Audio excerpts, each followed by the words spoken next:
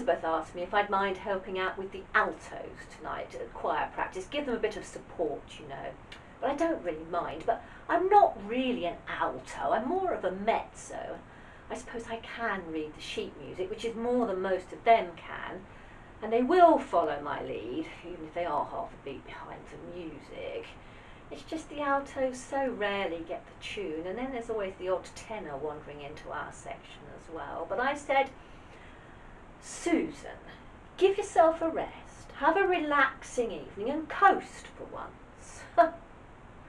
Listen to me. Changing the habits of a lifetime, old girl. Everybody who knows me knows that I am enthusiastic and reliable, and that I will never shirk at anything. I was like that at the council, and I'm like that at the charity where I'm working at the moment, the Meadowfleet Charitable Trust, you know. Well, we got quite a lot on our plate there because grant applications have gone up 200% and income is just not keeping up. It always surprises me to remember that there are 200,000 charities in the UK and 5,000 new ones created every year. There are 200 working in London with the homeless on their own, alone. I mean, just think about it. If they've all got a CEO and a treasurer and half a dozen bods working for them, well, think of the cost, let alone the inefficiency. Nobody takes a salary at the Meadowfleet Trust, and nobody takes expenses either. It was Elizabeth that wrote me in. When the council made me redundant, she said, Susan, rather than looking for something else before you retire, why not come and give something back to the community? Why not come and work with us at the Meadowfleet Trust? So I said, I'll give it a try. And here I am, after all these months. And it seems to be taking up so much of my time, but I do enjoy it. I mean, but then you really have to put the hours in, don't you, if you really want to get a good job done. Elizabeth says she doesn't know how the trust managed before I joined. Elizabeth presses the flesh. Well, she's always Elizabeth to me, and she's very down to earth, but Lady Elizabeth Tankersley does look good on the headed notepaper. We both work on legacies. I do the telephone work for her.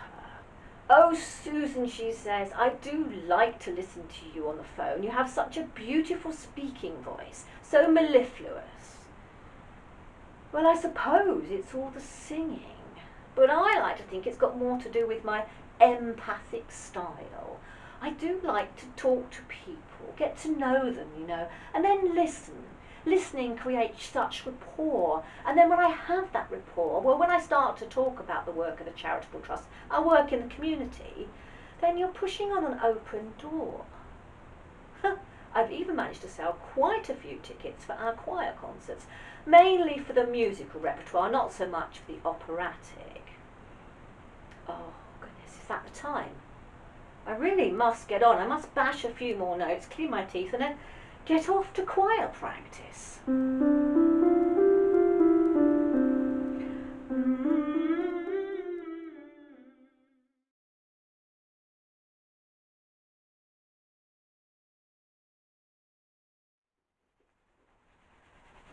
Some man called Dominic Rutridge or Buckridge has phoned in a complaint about me to the charity on behalf of his mother.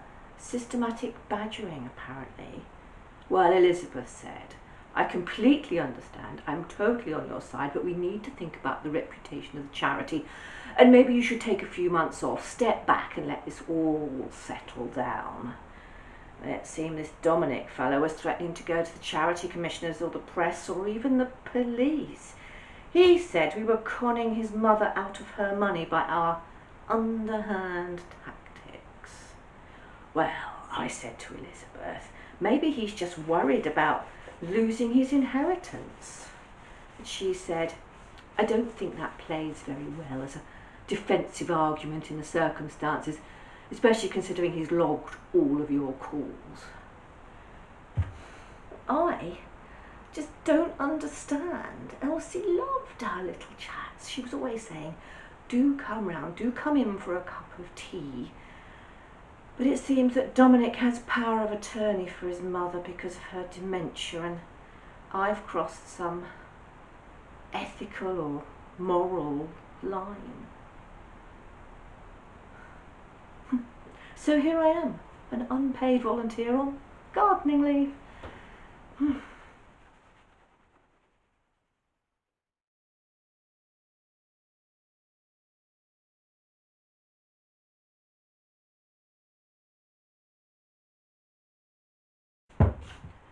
I've only had one call from the charity, from that Marjorie woman who likes to think that she's Elizabeth's PA.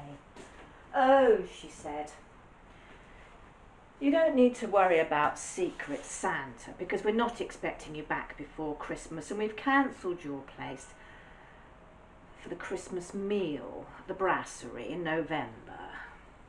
Oh, I said, oh well, that's good. It'll give me plenty of time to practice for my solo in the New Year choir concert. Oh, she said, good luck with that. I've booked a cruise.